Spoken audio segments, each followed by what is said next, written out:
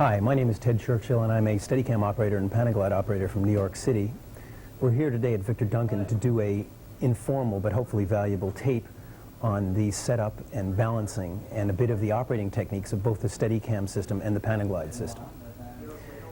These tools are enormously valuable as production tools. They have enormous versatility. You can do a great deal with them. They save time and money, and they're very exciting both to operate and to watch.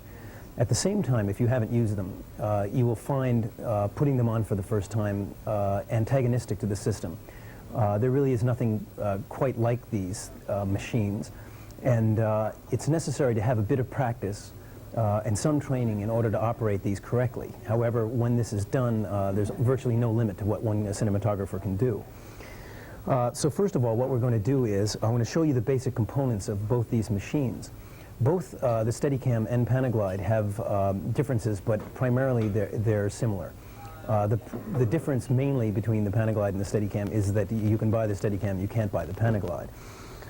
Both of them have an operator's vest, and this is one of these here. This is the Steadicam vest here. You'll see that the Panaglide vest, which is on my left, is quite similar. This is the Panaglide vest here. The differences, the primary differences in these vests is that the Steadicam vest one can put on by oneself. The Panaglide vest, you actually do need assistance to do it. Other than that, they're quite similar. They have similar adjustments that do similar things, although these adjustments are in different places, and we'll go through that later. Attached to the vest, and therefore the operator, is a articulated arm and hinged arm, of which this is the Steadicam arm, that, as you can see, is very similar to the human arm. It has an elbow in here where it turns, and this spring arm is responsible for absorbing vibration, shock, and unwanted operator movement that is in fact responsible for making the system successful. Here is the Panaglide arm, which you see is very, very similar, same configuration with a hinge. It works on, I believe, on gas cylinders as opposed to springs. Other than that, it's virtually the same. Attached to both of these is the camera platform. Now here on my right is the Steadicam camera platform, and if we could go over to this just to show the whole thing, John. That's it. Fine. This is the Steadicam camera platform, and here on my left is the Panaglide, both in their docking mount, various docking mounts here. Here we have a 35 ARRI 2C, the camera on top. Now, when this was designed, the way this was designed to work is the control for controlling the camera was actually moved outside of the camera. The viewing was decided to be done, actually it was originally fiber optics, which didn't work so well, by video monitor, which is right here. So that all viewing in this system is done by video monitor, and it's the same as with the Panaglide. Your controls are moved down to a handle here, which is attached to this central post. And then down below here, we have both the battery, which is the power supply, the electronics for this unit down here. This essentially acts as a counterbalance to the camera here around the gimbal mount, which is right here in the center of the post. Below the gimbal mount and attached to that assembly is a handle. Now the center of gravity is roughly right near the top of this handle, and this is where the unit is operated, where the functions of pan and tilt take place. There are two very important and primary considerations in operating both Steadicam and Panaglide in terms of the way it's set up and adjusted. The first one is the relationship of the whole unit, that is the camera platform, including the camera and the monitor and the counterbalance, to the operator, his or herself. The second element is the balance of the camera platform itself, and that is the counterbalance in relation to the camera, around the gimbal mount, side-to-side balance, and pitch, which is fore and aft. Now, the first of these, as I have said, which is the relationship of the whole rig to the operator when it's operated worn, is very important. If this adjustment is not done correctly, it will be very, very difficult and fatiguing to operate this unit. On the other hand, if it's adjusted correctly, if the operator is sensitive to the way this thing sits and the way this thing feels, operating will be much, much easier, and it will get easier as one does it. But developing this sensitivity to the unit takes a bit of practice in order to do this. It is vitally, however, important to know what to look for when you're doing this, and this is the next thing I will demonstrate. Now here we have the Steadicam vest, which I will demonstrate with simply because I own it and it feels more like an old pair of shoes and therefore more comfortable.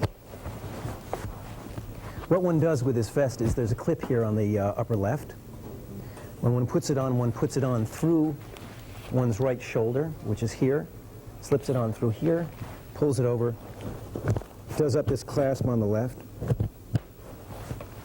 and then attaches first the shoulder straps, which attach on the left in this case. This is very similar to the Panaglide vest, by the way. These shoulder straps are done. Then one pulls it down. Let me know if there's a problem with this mic here. Good. One pulls it down to make sure it's snug on the shoulders, and then one reaches around and attaches in the back this latch, which is the hip strap. Now this hip strap should ride roughly on the belt like this. Now there's an adjustment in front for body size, which is right here. There are two little knobs here, and these adjust the length or the shortness of the vest depending upon how tall you are. This slides down on this, but it's a little difficult to get it to move, so I will leave it here for the time being. Now what one wants to do here is one wants to do two adjustments. The first is, as I have said, that this pad roughly is belt level in the back. The second thing is that if you raise your leg like this, you want it not to force the suit up, so it has to be short enough that it doesn't raise the suit up. Yet the longer it is, in a sense, the more comfortable it is, so that the adjustment is essentially that. You lift your leg, you don't want it to jam the suit up on you, and you want to have the pad in the back at belt level. Now, this suit must be reasonably tight. This baby, and let's not fool ourselves, weighs a bit. And the weight and the inertia tend to make it very uncomfortable if this vest is not tight. So the first thing we do is, as I said, we pull it down over our shoulders. We tighten up both the left and right shoulder straps, like so they're reasonably snug. Pull it down again so it's snug, and tighten the straps on the hips. Now this has got to be quite snug, as I say. You should be able to breathe, but just barely. First adjustment that is critical in this is to adjust the camera platform and the camera to the operator. That is the body size, body type. This is done by two sets of adjustments that are done in a socket block down here on the vest. Although these on the Steadicam vest are different than the Panaglide, they essentially perform the same function, and I will do that the Panaglide later. This is the first set of adjustments right here, and these determine where these two little screws here determine whether or not the whole system wants to go away from the operator in front or come back towards the operator. That's these two adjustments. There are two more adjustments on the arm itself, which are these two Allen screws right here on each side of the central pin that goes into this socket block, like this. Now these two screws here, which are Allen screws, determine whether or not the whole thing wants to go right or go left.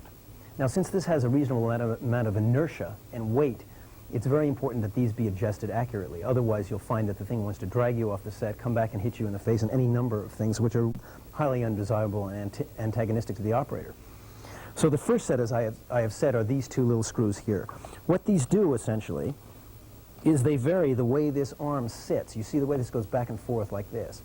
If a person has a large chest, this whole vest will have a tendency, this post will have a tendency to be out like this because the chest is larger than the stomach. Therefore, you must move this back so that this post is vertical to the ground, or practically vertical. If, on the other hand, somebody has a large stomach, the whole thing's going to want to lean backwards like this. And what must happen is you must adjust it out further so that it's vertical. And that's taken care of by these two screws here. Now, in terms of the side-to-side balance of this, the responsible for that are these two screws that are in here, as I have said, these two Allens, and let me pull this out so you can see this better. Okay, there they are here. What these essentially do, and you can see that this is off here because of my own particular body size, is they move this post right here vertically, one way or another. Either the bottom comes out or the top comes in. Right? And this will determine whether or not the whole Steadicam or Panaglide unit wants to go to your right or to your left as an operator. If these two sets of adjustments on the vest and the arm are not correctly adjusted, the operator will find that there's an enormous amount of fatigue in operating this thing. Because what will happen is the operator will have a tendency to lean one way or another, either back or forth or to the left and right, and it's very, very tough to operate that way. As you become sensitive to how this thing sits on you, you'll be able to adjust these things practically without thinking about it, and operating will be much, much easier. But they're very, very important.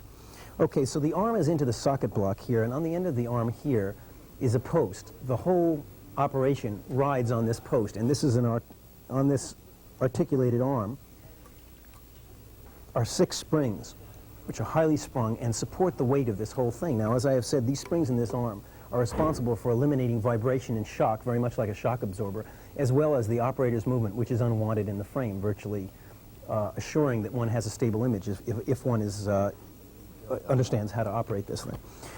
So now we're going to go over and I'm going to show you what we call undocking this baby.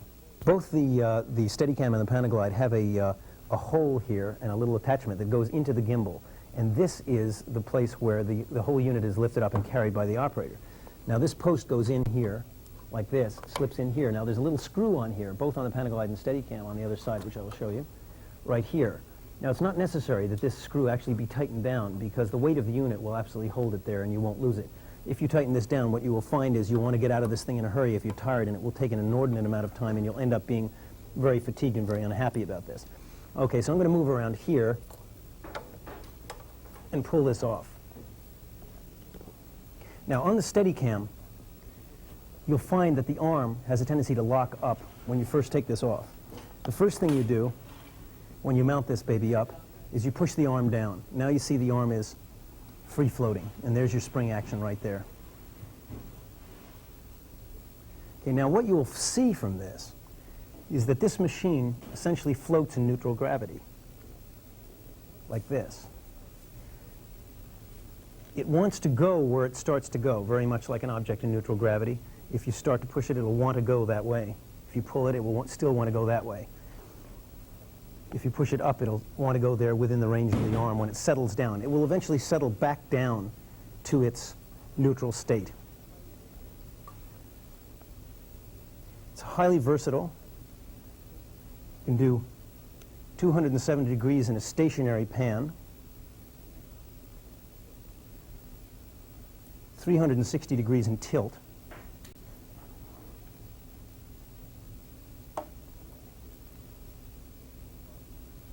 and 360 degrees in pan if you pan with your body, which is you often do.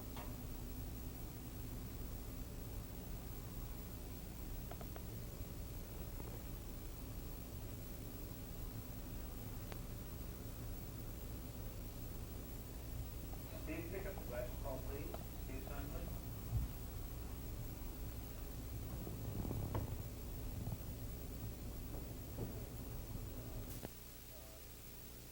As I have mentioned, the gimbal mount on the center post is responsible for the pan and tilt. There's your pan. And then here, on here, there's a split, which makes this tilt like so. This will always want to come back to its own level. Okay, so there's pan and tilt. Now, this gimbal mount here is responsible for one of the key functions of this thing, which is the relationship between the camera above and the sled and electronics, which operates as counterbalance below.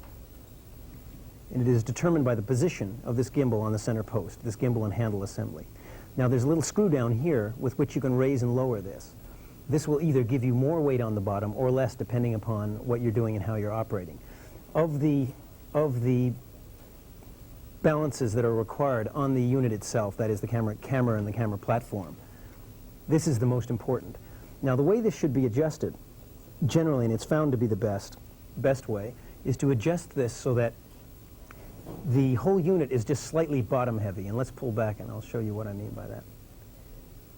Which is that if you tilt up and let go of this, this will eventually want to go back and seek its own horizon level.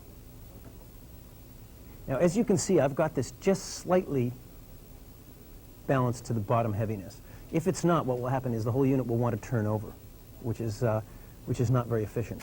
But this will eventually go back to its own unit. Now, because this is only slightly balanced, only slightly bottom heavy, you have the ability to do a 45-degree tilt that you could hold all day if you want to. It also provides the operator with an enormously articulate ability to operate, which means you can do a very, very slow tilt down that looks very much like the wheels. Like so. Now, If this is too bottom heavy, it will have a tendency to make less roll, which is a traditional problem with Steadicam and Panaglide, which is roll being this. But on the other hand, it will make tilting very, very difficult. So that if you have to radically change headroom during a shot, it's going to be very difficult to do. It will require an enormous amount of force on the handle, and once you exert force on this machine, you tend to defeat a lot of its stability.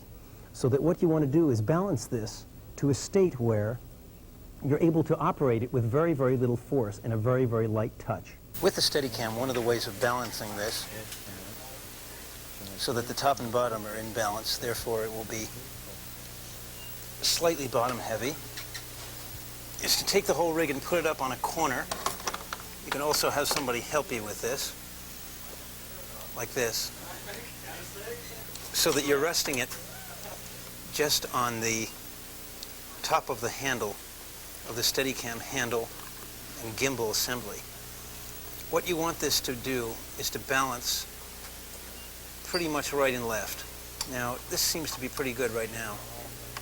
Loosen this screw here, and you can pull the whole rig one way or another. Now, if you find that you put it on here and it's like this, for example, as an example, you find you put it on here, the camera wants to drop. That means there's actually too much weight on the top or the camera side.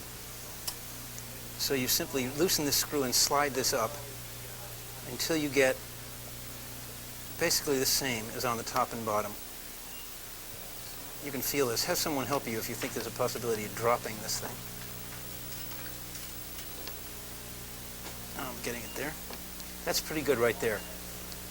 Then make sure your handle is aligned with the hand grip to the front, and tighten the screw again. Now, when you tighten the screw, you don't need to inordinately tighten this. If you strip this, you're going to be in real trouble on the set. So just tighten this enough so that it grabs the post, but not so that there's a potential for stripping the screw. Now you see it's pretty well balanced right here, right now. Now, what this means is that the center of gravity is essentially right here, where you will be holding it here, primarily with your two fingers. You're holding it like this. The CG is around here. But the whole unit is supported by the gimbal, which is right here.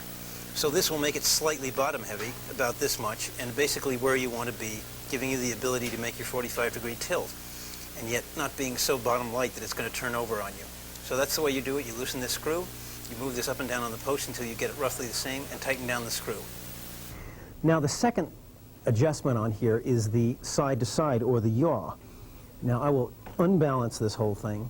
Let's say that you set it up and the thing looks like this. Well, in order to get a level headroom, you're going to have to, a level horizon, you're going to have to fight this thing over all the time to get it level, which you don't want to do. So here it is here. Now, on the Steadicam, the adjustment of this is done in two ways.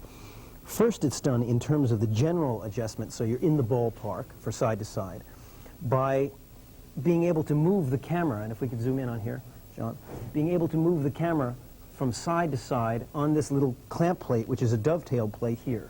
You can move the camera from side to side here and thereby get it in the ballpark for a level horizon with this. Now, the battery casing on the bottom, and this happens to be a custom one, generally they go back and forth, this battery casing also has the ability to turn side to side. Just trying to see how we can see this. See this, the way this goes from left and right? This is your fine adjustment for adjusting the Steadicam into a level horizon. This will generally do it. So if you find it's way off, what you do is remount the camera in a number of screw holes in on the dovetail plate. Once you get that in the ballpark, you can do your fine adjustments by taking the battery casing and moving it left and right in order to get a stable horizon. Now, what I have done on here, and something that I think is very valuable to do, is on the monitor, on the bottom of the monitor, I've put on a level, which is just a regular line level, construction line level right here. Now, what this permits you to do is be able to see where where the unit is level as you're actually watching whatever your frame is here. If you don't have this level on here, you have to either look down at a level which was originally here but is no longer down below, which is right here, which is no longer here. But this is key, both in the Steadicam and Panaglide. I think it's worthwhile to do this, is to put a level in here so that also from the light from the screen will shoot down on the level. And through your peripheral vision, you'll be able to see whether you're in the ballpark in terms of your level horizon. Now, as I have said, level horizon has been one of the most difficult problems in operating both Steadicam and Panaglide, and one of the reasons that a lot of people didn't use it, I think, for a long time is they felt that it was operators were unable to do this. Now, it's since been learned that it's quite possible to do this with a bit of practice and keep the horizon level in almost all circumstances and maintain a consistent headroom. However, the balance does have to be correct. The operator does, as I have said, have to have a certain amount of practice in order to do this. Okay, so what we've discussed now is we've discussed the relationship of the camera to the counterbalance, being slightly bottom heavy so that you can hold a 45-degree tilt. We've discussed yaw, which is like this, and how to balance that out. The next thing is pitch, which is whether the camera wants to sit this way or sit this way. Now, underneath the camera there is a gear on there's a gear on the clamp plate, and that's adjusted by this here, and there's a locking mechanism which is here in front. You loosen this locking mechanism, and by putting the camera forward, you can make it tilt forward, like so. By doing the reverse, you can make it tilt back. Now, why is this valuable? Well, this is valuable because what generally one wants to do is one wants to trim to the headroom of the shot. By trimming to the headroom of the shot, if your attention is diverted for any reason during a shot, like you're about to crash, you can almost let go of this thing and it will still maintain the headroom of the subject. If you're trimmed much too high on the subject and your attention goes elsewhere, the thing will want to return to that headroom and perhaps even lose the person you're shooting in frame. So the first thing before you're shooting is you want to do, once you get the horizon balanced and you get the gimbal balance, is to trim to the headroom of the subject that you're going to photograph. Now, there are occasions where where it's more important to trim to the most difficult part of the shot. Let's say that you're trucking along in front of somebody and they're going to climb stairs and you're going to precede them up the stairs. You may want to trim to the headroom in an angle like this as you're preceding them up the stairs, because clearly this is going to be the most difficult part of your shot. What that simply means is you're going to have to exert a little bit of force to hold this as you're on level ground. And when you climb the stairs, though, it'll naturally want to come in to this mode like this. So that you're talking about either trimming to the headroom of the shot or the most difficult part of the shot. And that is done, as I say, by loosening this and moving the camera forward or moving the camera back. You'll also find as you change lenses, especially with Panavision lenses where the weight varies enormously, you'll find that you're going to have to readjust this all the time. Also, if you're using a 35 BL on this, you'll find you're going to have to readjust the side to side with the battery between takes, because what's happening is in a coaxial magazine, the film is going from one side to the other, and you'll find that it's going to start to lean one way or another. So that with the battery casing, you're going to have to tune this up. Another thing in terms of these balances is that it's important to put everything you're going to have on this thing before you balance the rig. That means that if you're using a Steadicam and you have two motors, let's say you're doing an iris and focus pull, or you have one motor, whatever, all of your peripheral devices that you put on this should be on it before you balance it, because what will happen is you'll balance the thing out, put on another motor or whatever, and the thing will be off balance and you'll have to redo the whole thing all over again. So it's important to set the whole thing up exactly the way you want it and then balance it out so you'll be in the ballpark there. Again, as I have said, if this thing is balanced out correctly, if the way it sits in relationship to you, and if the way it responds and it's balanced itself are correct, operating is not too difficult. However, if it is not balanced correctly, it's going to be very tiring, very fatiguing, and the chances of getting a good shot are probably going to be minimal. So I can't overestimate, again, the importance of doing this and eventually, through practice, understanding inherently how this baby is going to feel on you. Okay, the next thing I want to do is I want to talk a little bit about operating techniques. Now, it's been found that the most successful, the most efficient technique for operating both the Steadicam and the Panaglide is what we call a two-handed technique. And if you can zoom in on these hands here, John. The two-handed technique is either the left or right, and you can operate with either depending on which way you put the vest, put the arm into the suit. Is you have your operating hand, which is the hand that goes on the center post. On the Panaglide, it's on the post. It doesn't have a handle. It's an 1.5-inch post. You put it around the post. On the Steadicam, there is this handle, which is here on this post, which is, has less of a diameter. Now, this is the operating hand. Now, this hand, all this hand is responsible for is tilting, like so, or panning, like so, or a combination of both, obviously. Okay, so that's what this hand does. If the unit is balanced correctly, this hand is a very, very light touch. What you're essentially doing with this hand is you're holding it right here, which is at the top, which is at the center of gravity. That's the center of gravity. Now you can tell where the center of gravity is on this by pushing it forward very fast and stopping it. If you find that you push it forward and stop it fast and it goes up, you know you're below the center of gravity. If you find that you're above it and you push it, it will generally go down. So that you can find where the CG is on this baby just by holding it at what you think it is and pushing it forward and see if it stops in place. And as you can see, you can make a very articulated but very fast move with this machine, okay, by that. So this is your operating hand, which can be, as I say, left or right. Now your other hand, whichever one is free after that technique, goes on the upper part of the arm, either here or up in here, but not across, as in the case of a Steadicam 2, this line where this is broken. This is why I have this red and white thing, which is no touch, right? Is that your hand goes here. Now what this hand does and what this arm does, your arm, is it performs the function of crane, of which you have about a 2.5 foot throw on the arm. You would use this in a case, for instance, where you were following somebody and they sat down. You would go down with them. They go up, and you go back. So this hand is responsible for the crane function. It's also responsible for the relationship of this whole rig to the operator, which is you can pull this out here using this hand, you can push it back, you can push it out to the left, you can push it out to the right. So that's this hand, I'll get this straight. That's this hand here, okay? This is your crane hand and your relationship hand. This, the other hand, is your operating hand. Now, why is this important? This is important because, as I have said, the moment you start to use force on this machine, you tend to defeat a lot of its potential, a lot of its stability. So that if you're using one hand like this to both tilt and pan and crane, right, and do the relationship where you are, you're going to find the machine is a lot less stable because you're having to use force. By taking and separating these functions into two hands, you're able to take your operating hand and exert very, very little force and make very, very articulate moves with this baby, while your power hand or your crane hand is doing all the work in terms of where it goes. As you see, as I operate this thing, what I'm doing is I'm utilizing both hands. When I do a short stop, I'm not using my operating hand to stop, I'm using my other hand on the arm, does the stop. And you can stop very accurately with this. The reason I keep mentioning stops is because for a long time people felt that you could do a walking shot, but you couldn't stop and you couldn't hold steady dialogue. And this, of course, again, is really untrue and purely a function of rumor. It's, in fact, possible to do very high-speed walking shots and come to a dead stop and hold 6 pages of dialogue and continue again very fast. All it takes is practice to do this, and people are being able to do this all the time now because the operators are getting better and better and better. So anyway, that's the two-handed technique, and it's very, very valuable.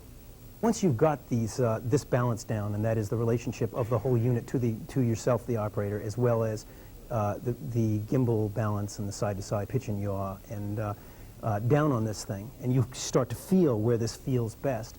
The next thing to talk about a bit is different styles of operating and what situations you're actually going to encounter when you're doing shots.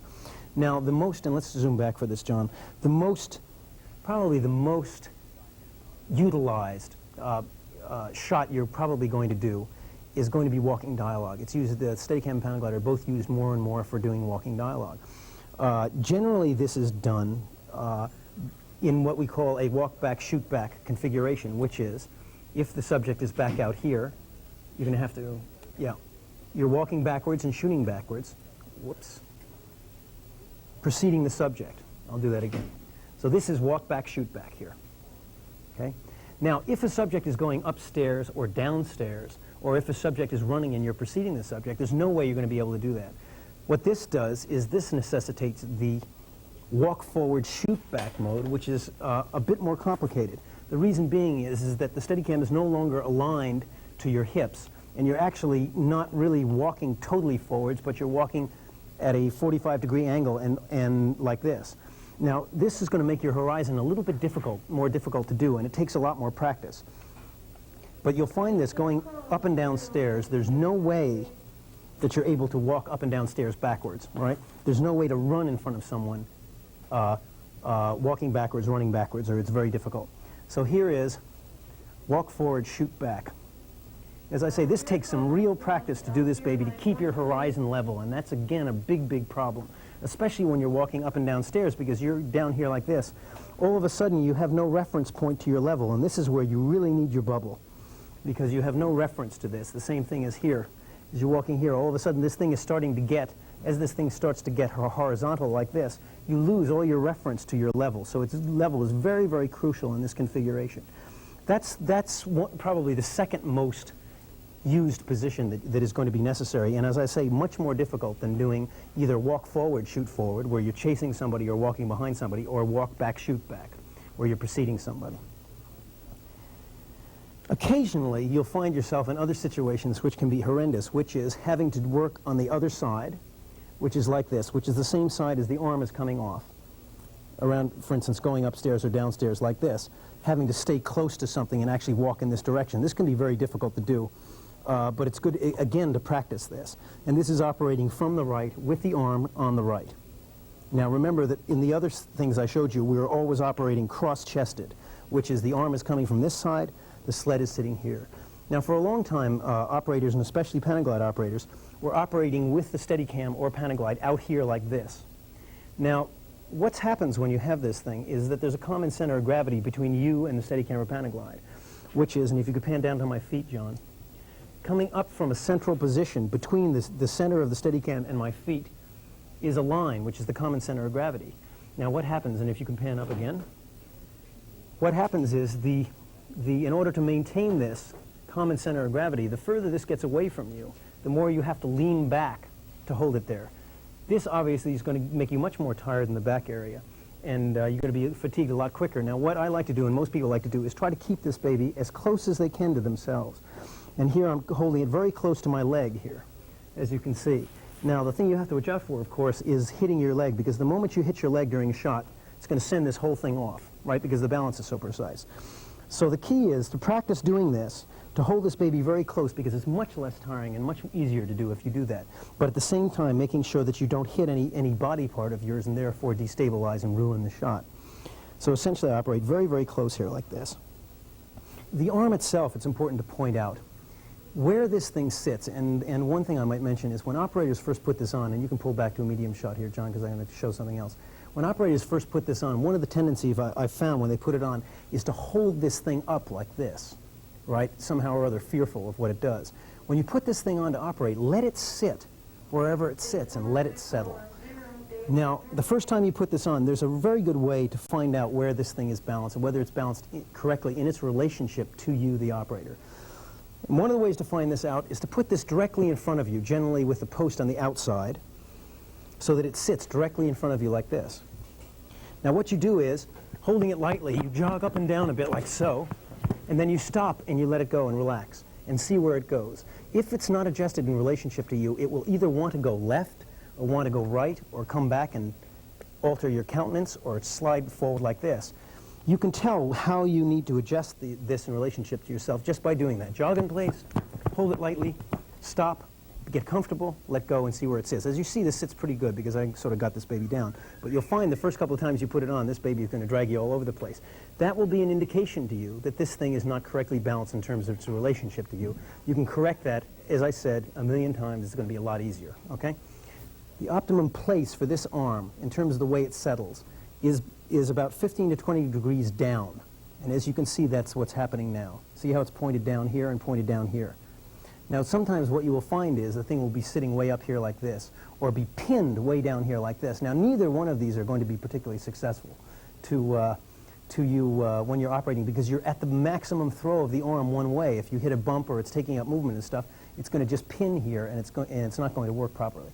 So that this should be slightly pointed down like this. Now one of the things you can do to make this happen if it's riding too high is to add weight to the Steadicam. It's not something I'm fond of doing because it's probably too heavy anyway, but that's one thing you can do to get this roughly in this area like this. The other thing is that there are Allen screws here which you can tune to probably two or three pounds within the range of the camera that you're using, the weight of it. The only thing is this should be done at the rental house and not by you, because it is possible to explode the springs in this arm and they go flying all over the set and God knows where all.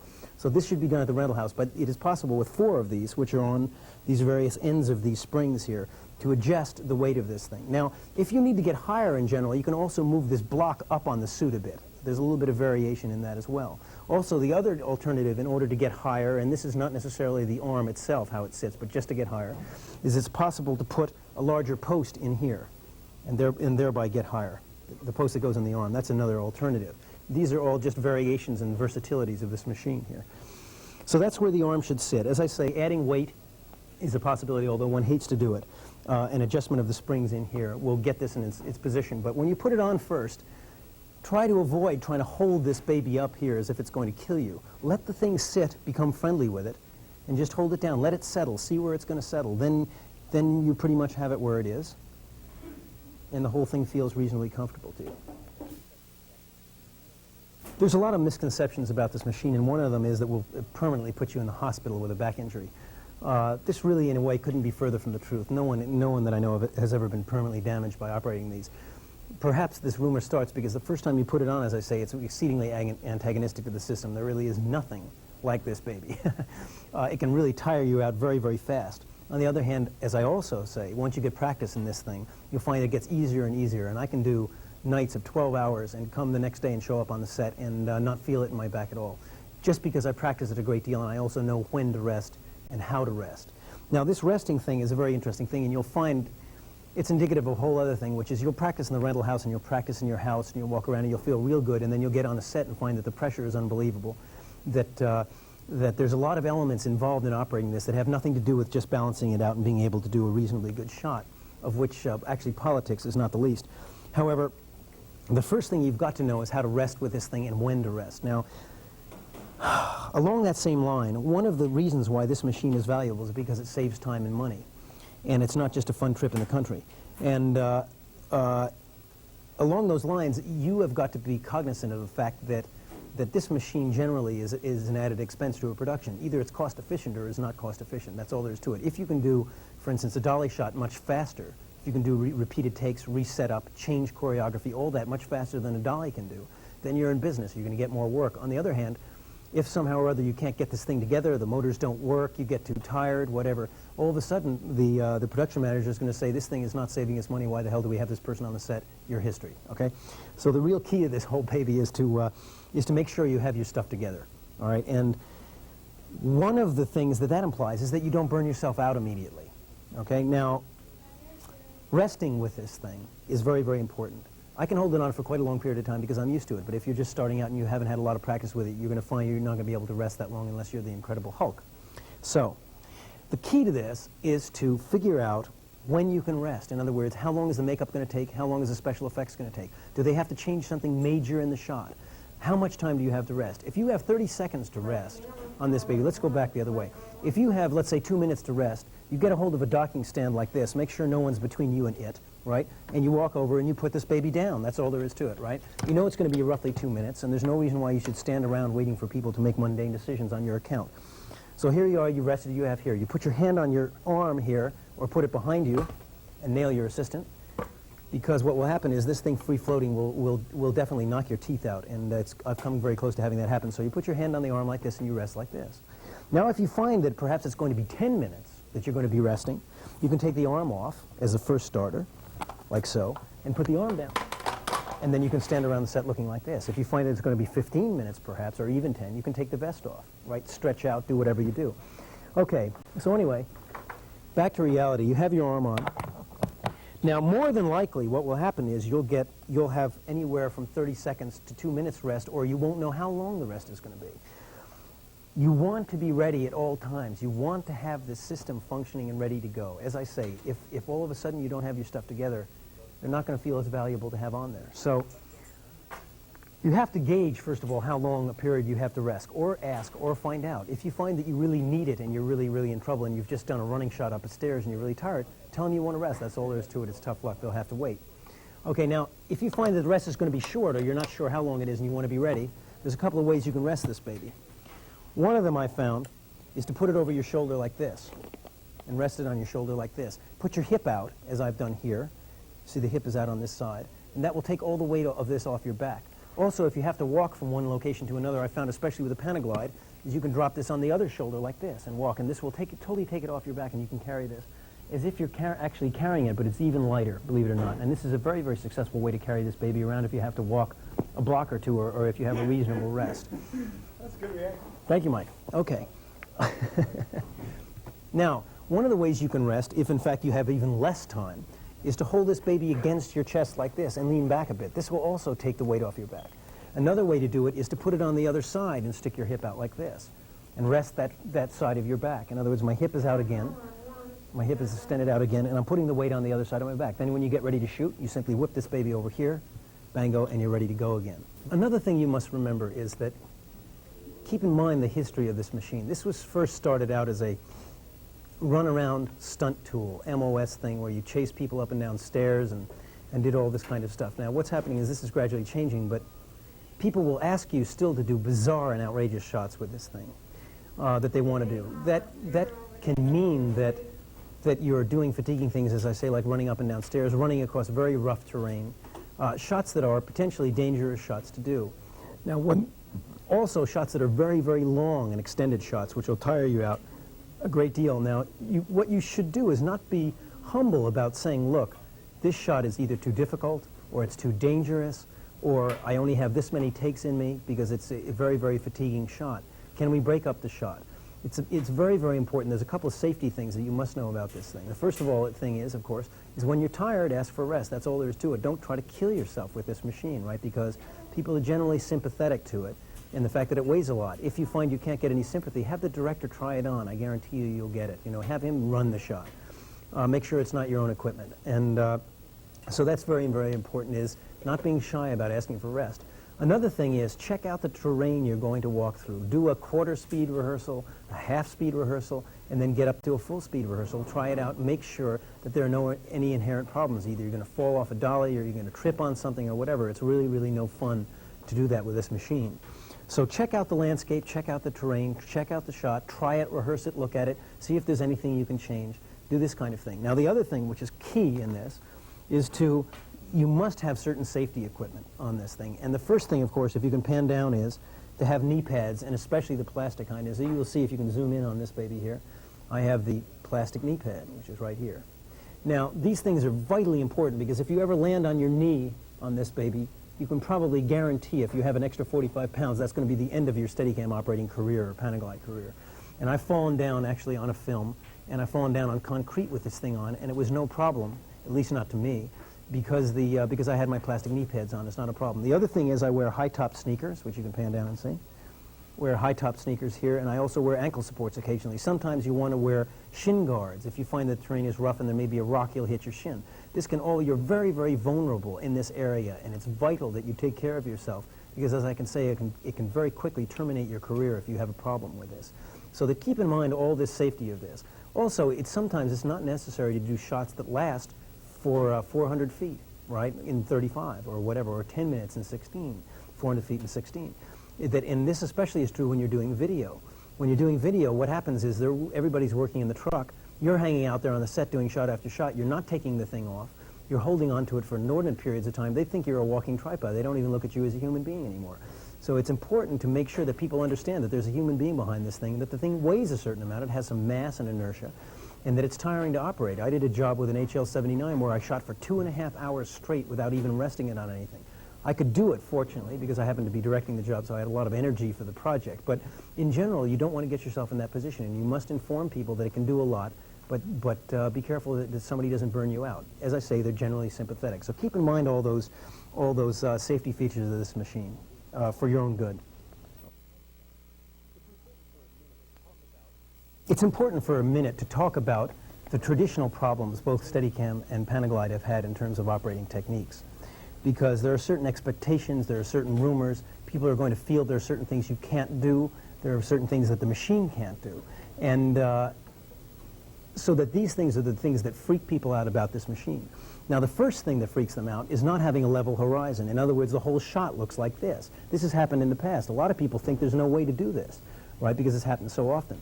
So that one of the things, the key thing that you have to remember when operating is that people are going to want the horizon level all the time, and that is the most difficult problem learning to operate this, is to keep the horizon level at all times. Because as you have the versatility of pan and tilt, so do you have the versatility to take your horizon and have your horizon off. So that when you practice, one of the key things is keeping that horizon level. Now, the other thing is keeping consistent headroom.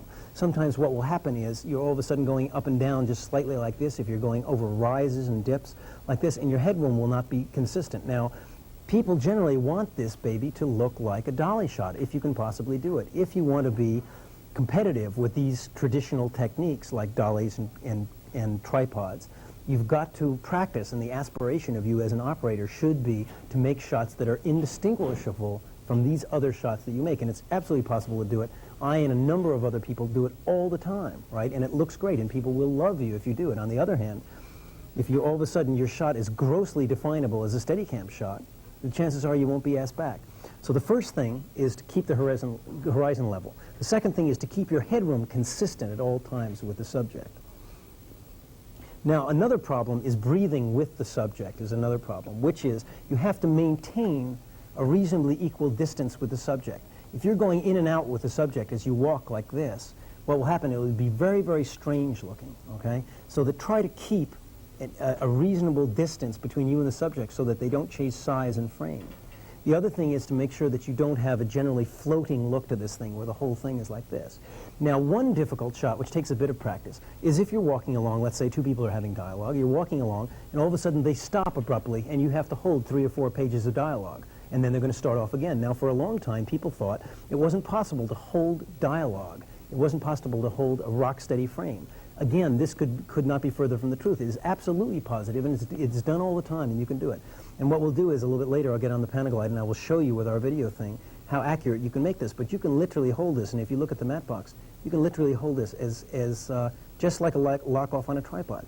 You can do moves that are as slow and subtle as gear number 1 on the wheels, or is it 3? Incredibly subtle and articulate moves you can do with this. Just because it's a Steadicam doesn't mean that it has to be, doesn't have to be, look like one. See, very, very subtle moves you can make with this thing, and you can, the versatility is phenomenal. You can hold a shot all day long, just hold a shot like this, pointing straight up. And you can hold it really rock steady, too. Oh, I'm not doing it here. Okay, so that's another thing, is that when you come to halts, you're doing dialogue, things like that. Practice moving fast, coming into a shot, bango, holding it, holding a shot like this, starting off very, very slowly and creeping around things like this. Also moving very fast and moving into shots like this. Practice that. Get your hands articulated at operating this thing. Craning down. A difficult move is craning up fast and tilting down and holding. Is a very tough move. Doing the same thing. Arming down and tilting up at the same time, keeping the thing in frame. Practice. All these moves are very subtle. We'll do some choreography, which will teach you most of the things that you'll need to know in order to operate this. And again, keep in mind that practicing this at home and getting good at home is not the same as being on the set. People are constantly throwing you curveballs of one sort or another. If you can triumph over these challenges, you're doing very, very well. When you're practicing with this thing, there's a couple of things you want to try. And as I had stated before, and one of them is the position of walking forward, shooting forward like this. Another is walking backwards, shooting backwards. What you do is you get a friend to be your model, and you just direct your friend wherever you need them, so that you do a shot following them, do a shot walking in front of them, preceding them. Now, one other thing you do, as I said, is you also do a shot preceding them like this, the walk forward, shoot back, which is more difficult. So you're walking like this, and you're keeping the horizon level, keeping a headroom trimmed. Okay? Now, there's another thing you can do, which is practice changing sides, which is very important. You don't often get a chance to do it, but if you do and you haven't practiced it, you will not get it. I guarantee. And how this is done is this. Follow your friend who is in front of you. Follow them and stop. Start the camera moving backwards and come around to the walk front shoot back position like this. And follow them again. Have them stop. Start the camera going first, come around the back of it. Don't let your pipe hit the magazine. And walk forward, shoot forward. Now I'll show you that again. If we could have an actor in here. Chip? Yeah. 60 seconds of your time. Do you have it? Okay. All right, they'll make it. Okay. Just stand like 3 feet in front of this lens. Come in here so we can frame you up. Get him in. Closer. Okay. Now you're going to walk toward me very slowly. Okay, I'm walking back, shooting back. Go ahead. I stop. Chip stops. He turns around. Oh, don't walk yet. Okay, he starts to walk. Okay, now he stops. He turns. Don't walk yet. I start the camera back, he starts. I come around the other side, keeping him framed, and I walk forward, shoot back. He stops, stop, he turns around. I start the camera going. As he starts going, I come around the back of the camera, and I walk forward, shoot forward. Now I'll go through it once more. He stops, right? I'm walking forward, shooting forward. He turns and starts, and as he starts, very slowly, as he starts walking, I start the camera back. I come around this side, face forward, try not to trip over the cable, and walk with him. Stop. He turns. As he starts to walk very slowly, I start the camera moving. I come around the back, and I walk forward, shoot forward. Remember when you're doing this that what you want to do is you want to generally start the camera first. I start it back. I change over to the other side. I walk with him. He stops, turns. Now I start the camera moving first. I replace it with my body around the back and come around here. Now if you can successfully make these moves, then you're really well on your way becoming a successful operator, or at least a reasonably good one, because changing sides during a shot is very difficult to keep the camera still. What you want to do when you're changing sides is you want to be able to hold that frame where it is, so that I'm standing here, I come over to this side like this, and I keep the camera the same direction, like this. One thing you can practice doing is at first is keeping the camera so it's, and I will balance it out for this one, so I'll look a little better, is try to manipulate the camera with no hands. Now this is going to be tough at first, okay? You hold the camera out in front of you still like this. Now after you can do that, try walking around with no hands and keeping the shot going. This will give you a very, very good idea about how this thing responds to your body. Okay, so I can walk and I can do shots with one hand. I'm not going to go far because of the cable. Now the next thing you want to do, which will give you an idea of the articulation of this, is to hold it here with no hands, come around it, keep it in one position, walk around it like this, keep the pole centered.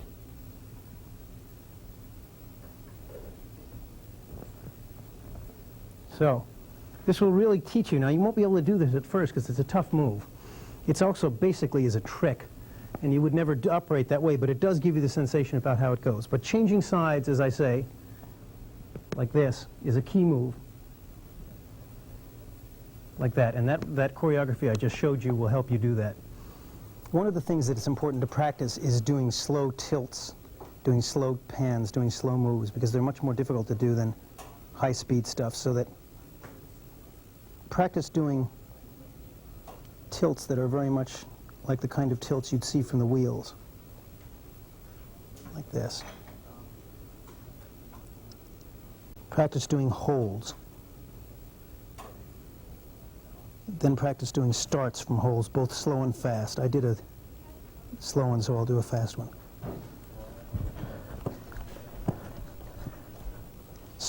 Fast stops. Sometimes you'll be occasionally asked to do those.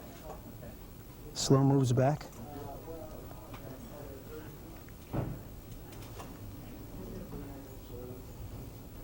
Again, another hold. Keep yourself in a comfortable position because you may have to be there for a while if you have a lot of dialogue. Practice doing fast moves in.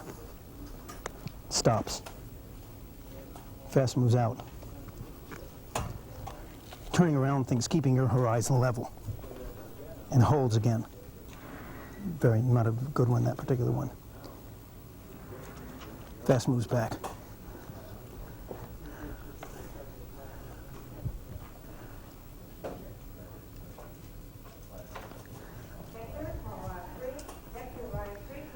Practice doing shots where you rake along objects slowly so you can get to feel subtlety.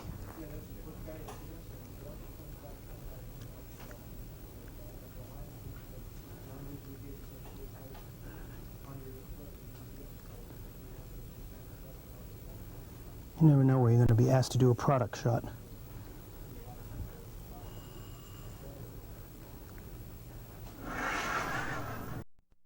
Burn out that video.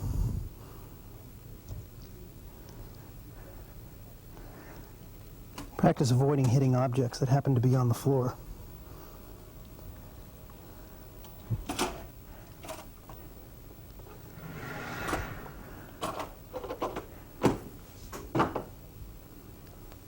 Always make sure your horizon is level. Bonk. Remember what I said about objects on the floor? There it is. Practice walking around objects, keeping them in the crosshairs of the frame, or at least pleasantly composed, doing 360s. This takes a bit of doing. It'll pay off in the end. Keeping the horizon level at all times, trying to keep the headroom, as I just did not do, consistent.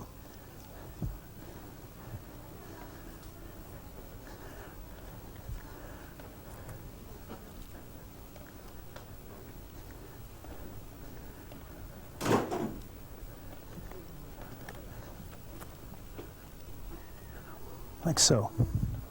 And then come again to a hold.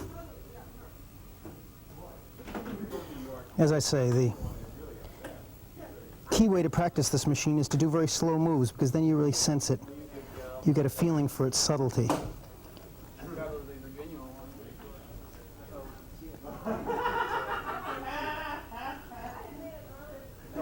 You have to pace your movement of your body moving forward or backward, as well as the movement of the camera itself, We gonna meet? I don't know. Do you want to go over here? to keep a consistent rhythm in the shot. All right. Yeah, well, let's do it. Well, where's you going now?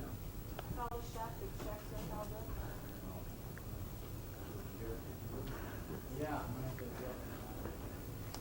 Hit that one.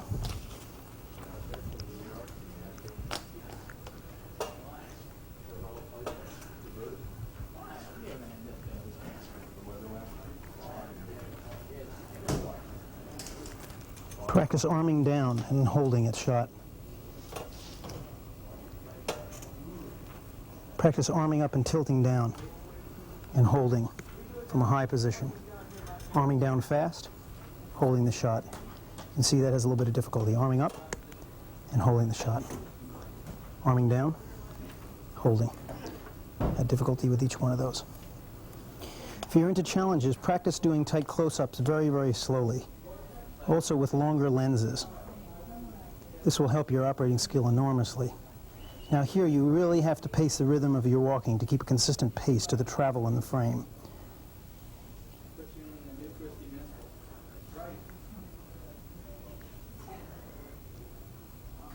Again, watch your horizon.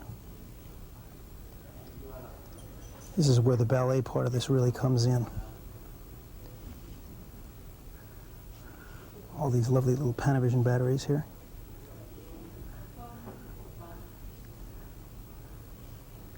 Slow as possible. Now right now I'm walking backwards, shooting to the side.